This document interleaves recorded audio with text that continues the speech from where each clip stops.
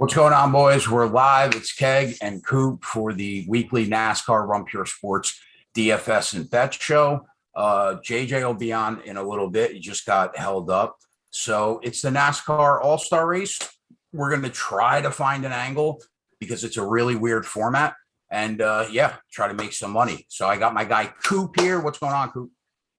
Oh, not much, man. Just waiting for this race to hit on.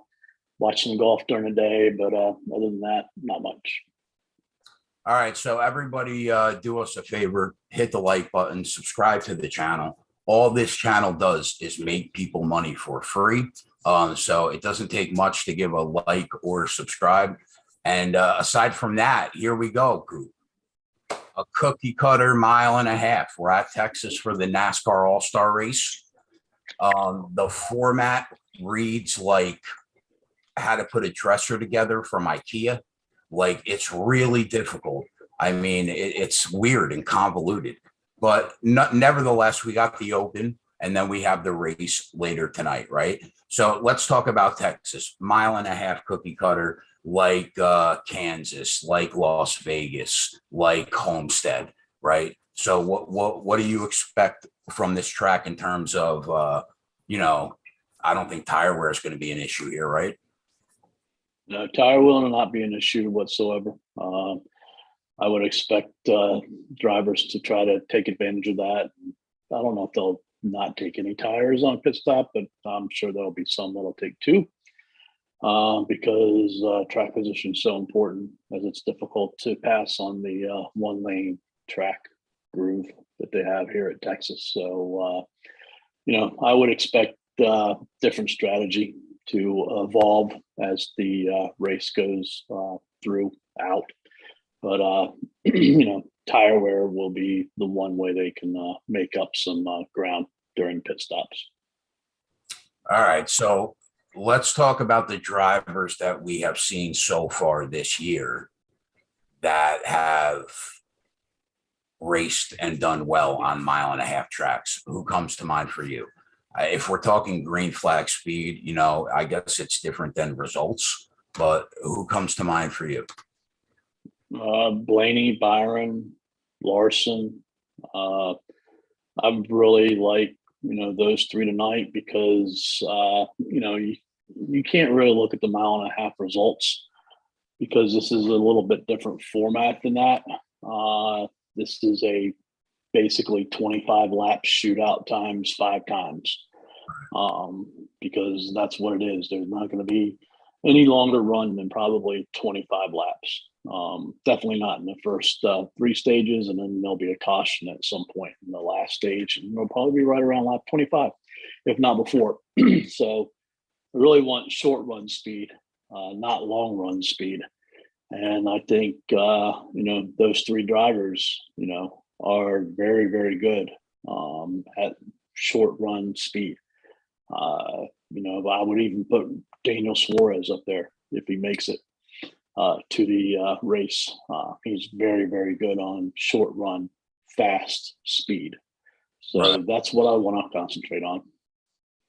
So at Atlanta, which is a mile and a half track, Blaney he was number 1 in green flag speed. He finished 17th. Byron was number 2. He won the race, right? And we were talking about Larson. He wasn't even in the top 17 in that race. And then Kansas, Kyle Busch, number 1, green flag speed, finished 3rd. Kurt Busch, who I want to talk to you about because I think that he's got a shot to make some noise tonight, personally. But he was number 2 in green flag speed, finished 1st. Larson 3rd, finished 2nd. Blaney 8th, finished 12th, right? So looking at the format, I guess can you even make lineups for the All-Star Open, Coop, or is it only the race? It's only the race. There's nothing for the Open. Okay. All right. So then let's just talk about the race. So 25 laps stage 1, 25 laps stage 2, 25 laps stage 3, final shootout in stage 4, 50 laps. But in between stage 2 and 3, there's going to be a special stage break and a pit stop competition. And then that's, I assume that will determine the order that they start in at the beginning of stage 3? Yeah, my understanding is if you win stage 1, you get the pole. You win stage 2, you get second. Win stage 3, you start third. And then if you win the special competition, you start fourth. All that means is you have to finish in the top 15 in the prior stages in order to hold those positions. And then I assume the rest of the order will be done how they come out of the pits. So we'll wait and see. And then, again, that last stage will have a competition caution or a natural caution. So it's 50 laps, but again, it's going to be a 25 lap shootout. Right. So in terms of DFS strategy, I would assume if you look at the leaderboard and the lineup for this race, Kyle Busch is number 1, and he's number 2, right? So in that first 25 lap shootout, how are you approaching dominators this week? Basically, the majority of my lineups will have 1. There's very few dominator points available. So you're not going to have many of them. I don't think you can play 2. No way in the world would I attempt to play 3 of the dominators because there's too much place differential available. But I think 1 is the sweet spot, and then possibly, have some with 2. The thing is, these 5 or 6 drivers up front who have the best opportunity to lead laps. Again, they're going to get, eaten up by this strategy at some point. Whether it's, these cars take 0 tires or 2 tires, it's going to happen. And they're going to have to do the same thing in order to maintain, because track position is so important here. And it wouldn't surprise me, they carry a lot of risk up front. That's why I want to stick to 1, and to be quite honest with you, I wouldn't mind playing a couple of 0 dominator lineups where you're just focusing on place differential. As far as, the attrition goes, I don't know what we're going to see here. It wouldn't surprise me if we see a decent amount of tire issues, because these drivers are racing for $1 million, and that's all you're racing for. Second place gets, nothing.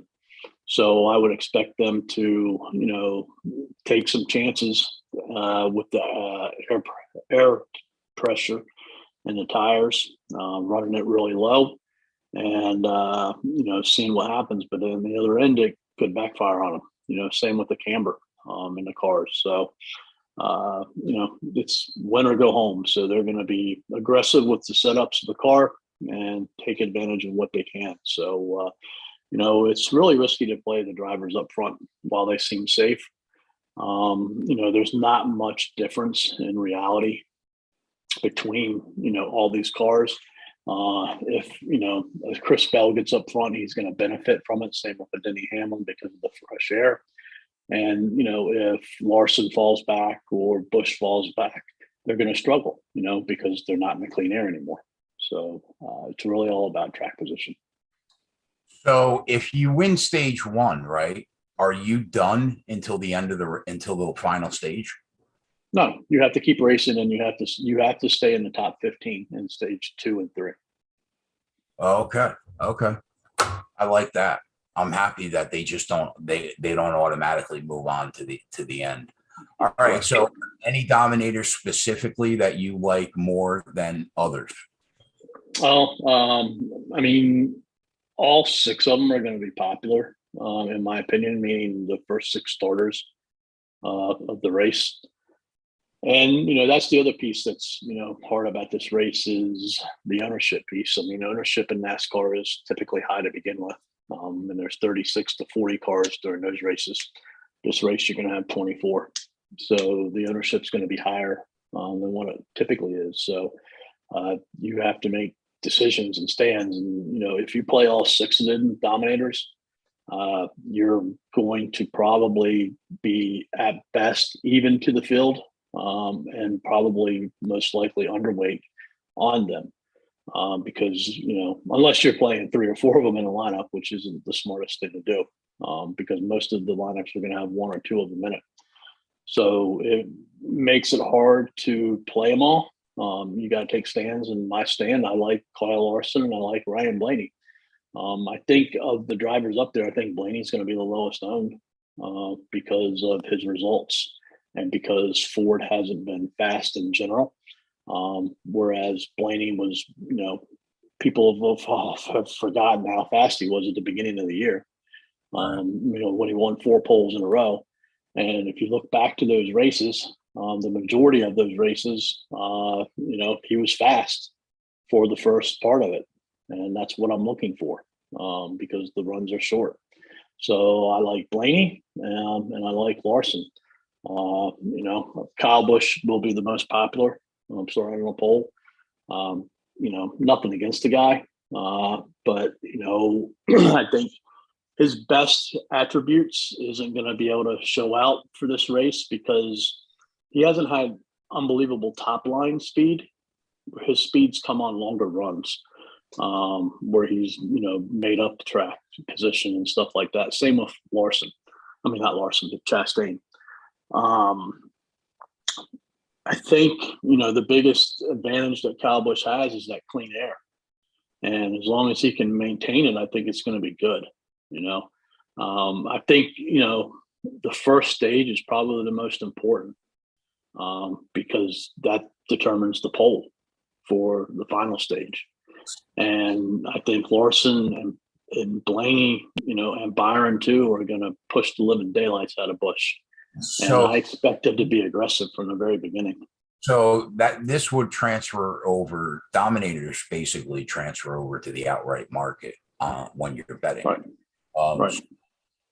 I find it pretty hard in my mind to figure who I'd like to win this race because I don't know who's going to have the pole in the last stage. Is that where you're at? Yeah, but I mean, you're going to know in the first 25 laps who's going to have the pole. Right. No, but I'm talking from a pre-race perspective. Like from a pre-race perspective, I mean, in my opinion, is they're going to be Blaney or Larson. Okay, I'm still undecided right now. And I mean that's the part that makes this so shit. When it comes to outright betting, because if Kyle Larson wins the pole, I mean, wins the first stage, his number is going to instantly go from 450 to 150. Yeah, because he's going to be on the pole on stage 4. Yeah, so it's ridiculous, but it is what it is. Well, they have to. I mean, you expect to see a ton of cautions in the final stage, right? They're racing for $1 million. I mean, I don't know. I don't know if I would want to say a ton. It all depends upon, they the run racing. In terms of fuel mileage, they'll be able to go the final 50 if it's caution free. But I think that's impossible, right? How is it? Right. I mean, right. Yeah. All right. So let's talk about mid-tier or place. Well, hold on. There's one driver, you wanted to hit on earlier who would fall up in that top would be Kurt Busch. Yeah, I like Kurt Busch. Like, first of all, they didn't race. They didn't lay a ton of laps down in practice, right? So it's hard to know like where they're going to be. But him and Ross Chastain they've just had speed all year long, and we hit them. For those of you that don't, first of all, for those of you that don't know, use the promo code GetBets if you already have, I think, the DFS package, and you could add on the bet side for like an additional 20, or you could use the promo code BETS25 off at 25%. It'll get you 25% off the first week or month. And right now, Run Pure Sports is running a special promo. Use PGA 50 for 50% off your first payment. In terms of the DFS side, everybody knows what they do. Big T, Hoop, JSU, Mangone, and AP. They're the best in the game, really. So I encourage everybody to check that out. Use the promo code. It's a great deal. And aside from that, yeah, we also have, for an extra $10 a week, you could get the live betting package if you have time, 15 to 20 hours a week, and like you're a hardcore bettor. It's definitely worth the $10 a week. We hit a 20-1 last Sunday in NASCAR. Friday night we hit a 20-1 on the trucks. Yesterday we hit 10-1 on Tyler Reddick. So I encourage everybody to check that out. All right, back to it. Mid-tier and place different. Back to Kurt Busch real quick. I agree with everything you said, but I would not be surprised if he is the next most popular driver up top after Kyle Busch. Because as you look through this field and you look at roster construction, there is a very, very, very limited amount of drivers that you can choose from to get value and go down low. Right. And Kurt Busch is at $7K. And I think a lot of people are going to just end up playing him for the mere fact of his price and what he did last week and what he showed in practice yesterday. So, you know, I think he's going to be very popular, very, very popular. And, you know, he could be a driver that drives around in fifth place. And, you know, fifth place isn't going to get it done for you, even at his price. Right. So, what's up, JJ? What's up, boys? Oh, what's up? What's up, Jay? What's happened? Sorry for being late. 100% my fault. Oh, it's all You good. were on the toilet, right? Let me tell you something, Coop. I wish I was. Wish I was. At least that can be relieving at times. So what's going on, Jay? What do you think about this All-Star race? Yeah, I wish I could give a little more clarity. I'll definitely be playing more of the host end of things on this race because I knew it was later, so I would have been able to prep for it later.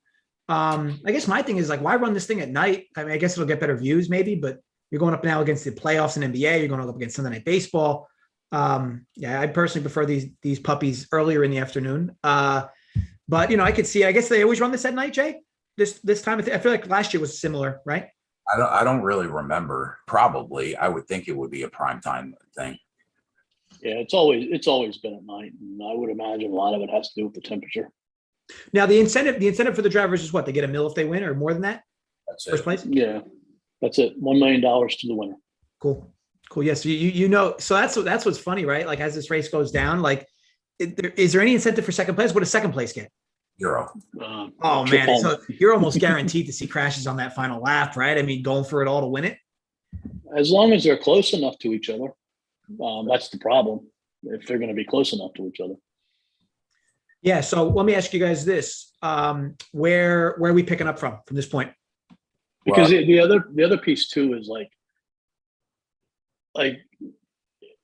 in a lot of the regular races, like you'll see a wreck at the end between like drivers who are going for 7th and 8th or 9th and 10th or 15th and 16th.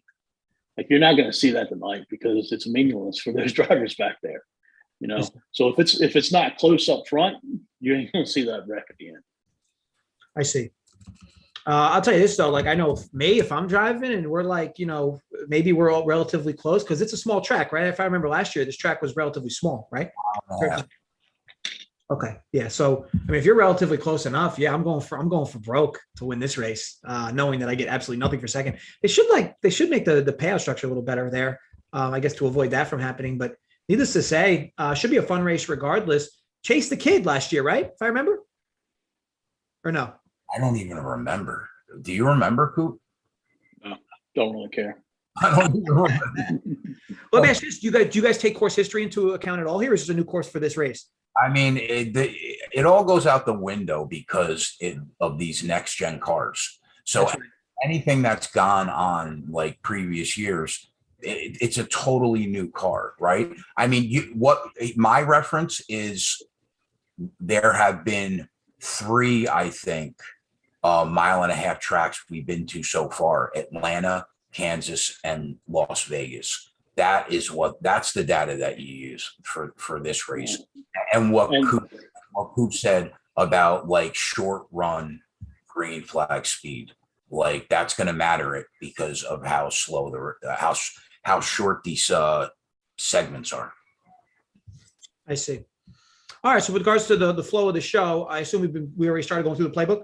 Yeah, we touched on the dominators already, and then that's it. Okay, cool. So let's slide over to place differential. Coop, on your end, obviously Hamlin will once again, I guess, be somewhat popular. I fucking hate that guy. And it's not really him. I want to be clear. It's not him. They just, every week, they just duct tape this dude's car together and pray for a miracle. Had a good showing last week, I believe, right? What, he T10 last week, I think, if I could be wrong. But I see you have Hamlin here in your place differentials near the top. Who else you like other than him? And maybe go into, why you like him so much in the spot. I mean, Denny was fast, which is a good thing. Denny's been fast all year. He's just had a lot of issues. And then when I look at Denny, he's been fast short run too. Whereas his teammates Kyle Busch and Martin Truex have been faster on the longer runs in that aspect. I like him a lot. I'll play him a lot. I think, he'll have a lot of upside. I think he's going to do something to try to win. And, as bad of the luck as what he's had this year, it's like typical for this race where all that luck goes away and he runs well and finishes well. The other two racers in here, Bubba Wallace, I don't mind Bubba, but I think Bubba is going to be, really, really popular. Again, 6.5K, not many drivers down there, in that price. So he'll be popular. And then Alex Bowman is interesting. Alex Bowman was really bad in practice yesterday, like really, really, really bad. And, I think if people look at it from a stat perspective, he could be lower owned. But if people look at it that it's Alex Bowman, where he's starting at, he has a bunch of upside and he has good equipment. Typically, he's going to be very popular. So, I don't know how that's going to play out. I do have some interest in him. But I want to try to figure out why the car was so bad. He was the second behind Kyle Larson in 5-lap average. Yeah, it was horrible. Horrible.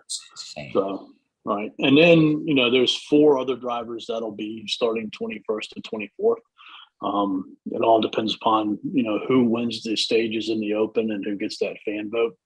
But I like all 4 of them drivers. I don't care who they are because I think based upon who they might be, Reddick, Suarez, Stenhouse, Eric Jones, and then Chris Buescher are the top 5 favorites to get those 4 positions.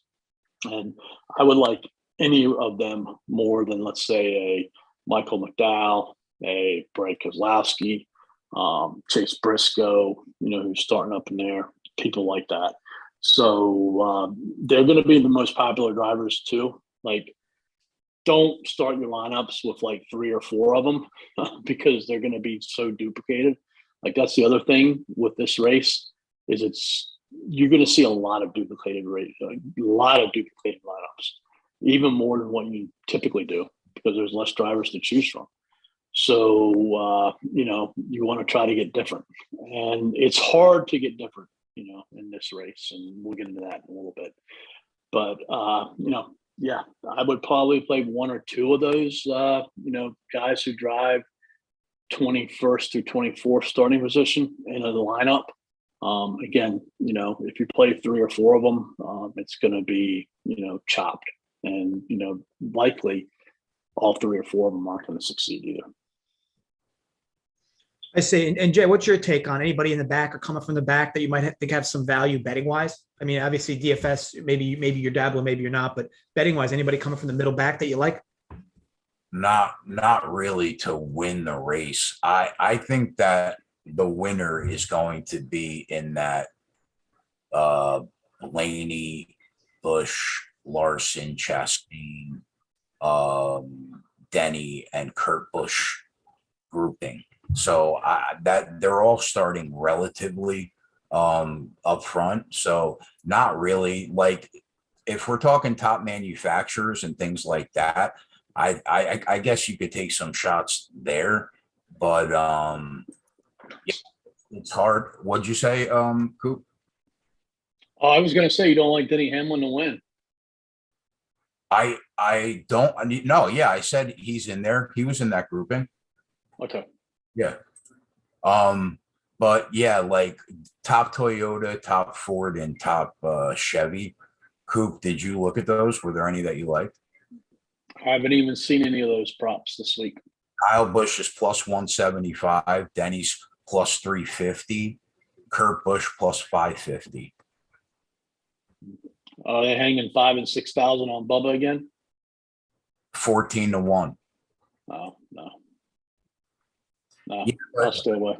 I think, Jay, that the winner is going to come from like a group of 6 guys that probably aren't going to be coming from the middle back of the pack. You know what I mean? You don't think Suarez or Stenhouse or Reddick can fight their way up there? I mean, you would have to run incredibly well on a one groove track to. And they have been. I know. I mean, yeah, Tyler Reddick should have won 2 races this year already, so it's hard to discount him. I mean, Ricky Stenhouse and Suarez, I'll pass. They're just Ricky Stenhouse has 3 consecutive top 10 finishes. Top 10 doesn't win the race, Coop. Yeah, I know, but like it puts you in a position. 2 of them were top 5s. Yeah, I don't know. I just think I think there's too much class that's starting in front of them at that run. I mean, Daniel Suarez, if he didn't get into an accident last week, beats Kurt Busch. He was that fast. Maybe. He was that fast. Yeah, but his car was dinged up though. So, like, I think, I don't know. I think those 3 drivers have an excellent shot to get up front and to fight for the win, because I can guarantee you they're going to be the ones that take 0 tires or 2 tires, and they do something to get up there. Listen, you know what we do, or if we see it, I'm not saying that we get on it live, right? But there's no way I'm betting that pre-race. I'm not shooting a shot on Suarez or Stenhouse. I think you have to bet a pre-race. I don't think there's going to be much live betting available at all. I don't remember. Jay, do you remember last year if we had live betting during the All-Star race? Woof, that's a good question. I could have sworn that was why I thought Chase Elliott won, because I could have sworn I won money on him. I guess you're gonna make me look it up now. All-Star race. It's 25 laps, and like, you know, as soon as that caution falls, you know, like that's going to take 10 more laps for him to get back up. If there's another caution right after that, like I think there's going to be some. It's not going to be 50 green flag laps. The last stage, no. Caution laps are going to tick off. No. What? Hold on. Yeah, it's going to be 50 green flag laps. But caution laps counted. Caution laps don't count. But Chase 2 years ago, boys. Chase 2 years ago was Larson last year. Okay. But I'm pretty confident when Chase won it 2 years ago, I'm pretty confident I had a live wager on him to win. Yeah, I'm sure we're going to be able to bet in that final stage of 50 laps. Definitely. I would be shocked if you can bet after the first caution falls in the last stage. Maybe that you could be right there, but I think that you'll be able to get action in on that final stage. That's the thing. Is it fair to say that with the limited amount of laps that I don't want to say that you can just bypass dominators, but you don't really need them? Yeah, I mentioned that earlier when we were talking about it. Like the majority of my lineups will be 1 dominator. I'll have a couple of 2. I won't even think about having 3. And yes, you can have 0. Yeah, I think based on how the scoring works, I mean, you're gonna literally, for it to me anyway, for it to hold merit, you're gonna need somebody to really dominate most of the race to be in the optimal. Unless, like I said, unless your guys from 1 through T10 don't adjust much, right, throughout the race. But Yeah, I guess that's an interesting element as well. I think that to your point, Coop, on trying to get different, maybe you play a few of those top guys and hope that place differentials don't get there for folks. That'll make you different, because I can't imagine anybody's going to be loading in DOMs. I think what would be more different, if I'm understanding you right, would be to not play them. Whereas instead of loading up 3 or 4 of them, I think you're going to have your idiots out there who are just placing lineups do that. Really? That's interesting. So, I mean, yeah, if that's the case, then yeah, maybe I'm not thinking on it clearly. But yeah, I guess time will tell. So maybe we will get a little bit of a range around. But I guess I think the other interesting piece is like pricing is soft, and to avoid the 7K and below drivers when you make a lineup. That's fair. So, okay, so let's move on. Let's move on to the next piece, which I think is going to be critical of winning this tournament, or winning a tournament for that matter. Your middle tiers. So, Coop, based off of this, I see my boy Joey L in the mix. Big Joey L fan in these woods. What are your thoughts here? And of course, Chase the Kid, who won this a few years back, in here as well. So talk me through it. This is the section usually where you find the winners for the GPP, because typically the drivers who start 6th through 11th, 12th are the lowest owned drivers, because they don't have a lot of upside from like a dominator perspective. Their upside comes from place differential, and that is limited because of where they start. And they carry more downside, than, the drivers who are starting behind them, because, they have an opportunity to lose more place differential points. So this is the area that in these all-star races, I really like to target, because these are going to be your lower owned drivers. Unfortunately, how things shaked out, I don't want to play Eric Amarola. He had a good lap. He's not very fast in general. The Fords haven't been fast. So that eliminates him. Joey Logano is probably my favorite of this group, because his price is fair. And, if he gets his 2nd, 3rd, 4th place finish and no dominator points, he can still pay off and do well. I think Austin Cindric is in that same boat, where he's going to be lower owned. And he actually showed some decent speed yesterday. So I think he's a good hedge pivot. Chase Elliott is going to be popular. I don't think he has win potential. I don't know if he has dominator potential. He has top 5 potential.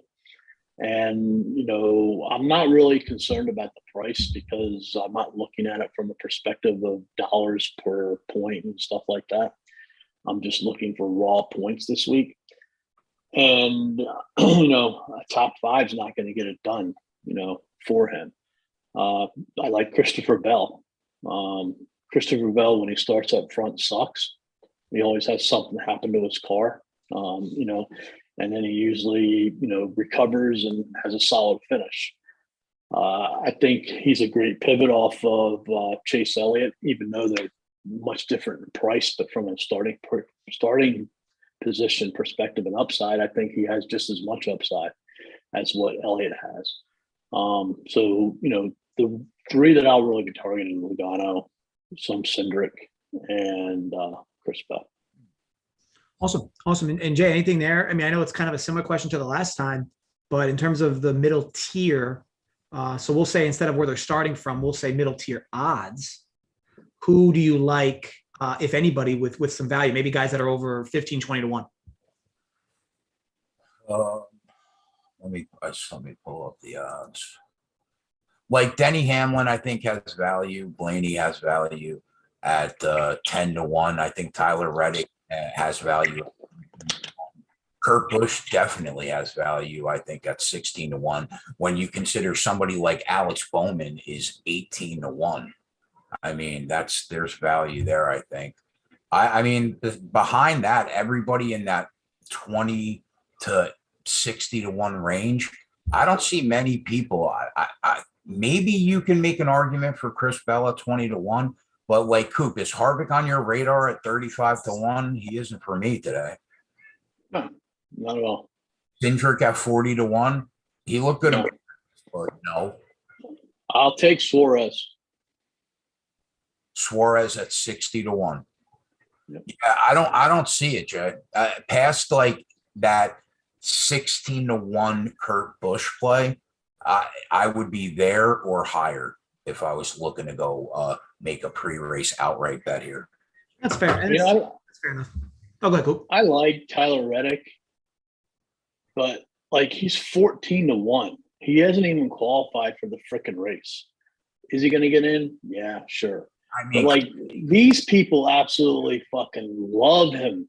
He should have won like, 2 races this year. He's been should have, could have, would have. Kyle Larson should have won how many too? I know, but Tyler Reddick's been very good. Like, who would you what take? odds are you going to put him at? Would you take Tyler Reddick at 14-1 or Daniel Suarez at 16-1? I would probably take the 60-1 shot, sure. But right, and then in reality, is Suarez have that much less of a chance to win this race than Reddick, or does Reddick have that much more of a chance to win this race than Suarez? No, we've talked about how good Suarez's speed's been this year, all year. I understand that, but based on the odds that you see on the board, right? What odds are you looking to put Tyler Reddick at? Where are you going to put him at? 20-1 maybe with Chris Bell? Yeah, I wouldn't even. He should no way be in the teams. I don't know. What do you think, Jay? He's been a fast car this year. Yeah, Reddick. You're talking Reddick specifically, right? Yeah. Reddick's been good. I think the always question with Reddick. It's interesting, right? Like I don't know if it's been ill-timed, but I've seen him like be leading in races in the second stage, and then he's like not near the top 5 in stage 3. I'm not sure what happens. I don't know if it's a pit thing. I don't know if it's a timing thing on when he's pitting. I don't know if it's been unluck. But he's always fast. It always seems like, granted, a few races at the end he's been around, but it just feels like for how fast he's been early in these races, it hasn't translated much to at the end of them. But I guess time will tell. But yeah, I think he's a guy that has value. He's a highly volatile driver in terms of betting odds. He's the 10th favorite in this race.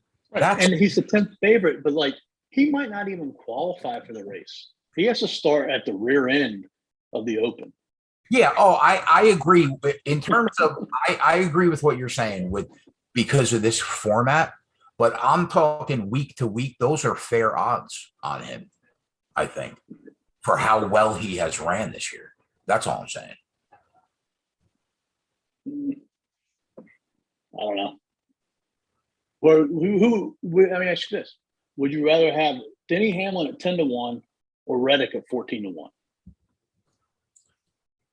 I'd probably rather have Kurt Busch at 16-1. No, that's not an option. I think Denny gives you a better chance probably to win.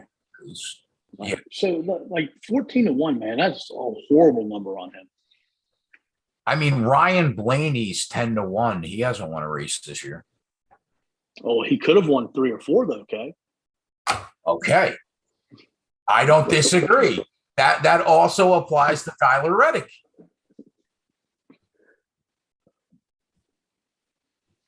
So let's move forward. We can agree to disagree on Tyler Reddick, but I do think he's the driver that every race is live. Maybe his odds could have been a little better coming into this race where it would have been a more favorable push to bet, but he has been super volatile. As you mentioned, too, Blaney's as well. Same thing. I mean, the guy seemingly, when you watch him race, he's got speed and he's just never around at the end of races. All right. So last but not least, who are we fading today, Coop? I'm gonna take a fade on Chastain up front. Again, you gotta, you can't play all these guys up front. You gotta, fade on some of them. And for me, it'll be Kurt Busch, Kyle Busch, Ross Chastain. I can see why you want to play any of them now. But that's just my perspective. I'm not going to play Amarola. I'm not going to play Briscoe. I'm not going to play Harvick. Stewart-Haas Racing just hasn't had the speed this year. And that's what this race is all about, is speed. So I'll pass on them. Same with Kozlowski and McDowell. They are going to get some ownership, but I would rather play the drivers in the open and eat the chalk than play them, because I think their only opportunity to improve is via attrition. And, we'll have to wait and see. I don't know if this is going to be an attrition filled type of race. So we'll have to wait and see. And then AJ Allmendinger, bad starting position. Not going to play him. But again, if you want to take some chances and be wild and crazy, AJ might be the lowest owned driver of the 24. So, you have it from that perspective if you want to play him. But, I think you've got to even have a smaller player pool than what you typically do on a weekly basis in order to take advantage and, get over the ownership piece, because I don't want to be underweight on my drivers. And that's fair. And then Jay, coming into this race, anybody betting wise that you're like, there's not a chance I'm doing anything, no matter what point in the race that I'm firing on, or even people you're just completely avoiding? Yeah, like I'm not going to have much interest probably in like Marty this week, probably Harvick, Keselowski. I don't know. What do you think about Penske overall, Coop? Like, what do you think about, I know you like Blaney, but what do you think about Logano? I like Logano more in DFS than what I do in betting, because I think in DFS, his price is fair enough to where, if he finishes top 3 or 4, depending upon how things happen, he could end up being optimal. But I think a lot of crazy things would have to happen for him to win. So we're not going to do a bets video on our side because there's not it's a very weird race. We'll be back to normal next week. But one play that I did bet pre-race, I don't normally lay minus 120-ish, minus 125 in a head-to-head matchup. But Kyle Larson's just been so strong on these 1.5 miles, and Chase Elliott hasn't been nearly as good as him. So I like Larson over Chase Elliott at minus 125. And there are some books that have Will Byron over Chase Elliott at minus 125. And if that's the case, there is definitely, in my opinion, some value, even though it's a little uncomfortable to lay minus 125 in NASCAR. I get it. But yeah, that's the one pre-race bet that I made. Larson over Elliott. All right, very good. I guess we'll just do some final notes maybe then. Coop, on your end, any final notes on this track, or maybe how you're approaching it, or even just try to get different. I think you get different by, playing a low-owned driver. You get different by, leaving money on the table is an easy way to get different this week. I think you can leave quite a bit, if you want to. I think not playing anybody 7K or less, will get you different. Another thing that'll get you different, I don't know if it's great because I like Denny Hamlin, is not playing anybody above 9K. And then to what we were talking about earlier, don't play anybody up front starting in the top 6, and look for, no dominators, and somehow, the drivers, who start mid to back end up in the front. Because I do think that first stage, this restart, is going to, not restart, but the start of the race is going to be super aggressive, because whoever wins that first stage has pole for the last stage. And, that's where you want to be. And I do think that's probably the highest probability of like a Larson, a Busch, a Blaney, the other Busch having accidents and stuff like that is going to be at the very beginning of the race. Makes a ton of sense. Makes a ton of sense. And then Jay, on your end, final notes on betting wise and where they can catch the live show at? Yeah, I would say be careful this week. I wouldn't invest a ton of money because it's a weird format, and the poll's going to matter a lot. In terms of live betting, obviously, we will do that on the show. I'm not betting any outright winner pre-race personally. I'm only going to ride that matchup in, and because I'd rather be a little bit more conservative and try to bang a win, even if it's less odds, than take my shot to try to hit something big. We've been doing pretty good. We had a couple 20 to ones this past week, so I just want to make sure we get a winner. So that's probably what we'll do there. You can catch the live show. Obviously, we have a package, $10 a week extra, and yeah, if you subscribe and you have the time, your subscription will be paid for the year, like, pretty quickly. Awesome stuff, guys. Check us out, runpuresports.com. And also feel free, if you join the DFS end, feel free to join the bets end as well. Code GETBETS, get you a free month on the bet side. And as for us, as always, gamble responsibly, stay safe, and run pure. Simon, get us out of here.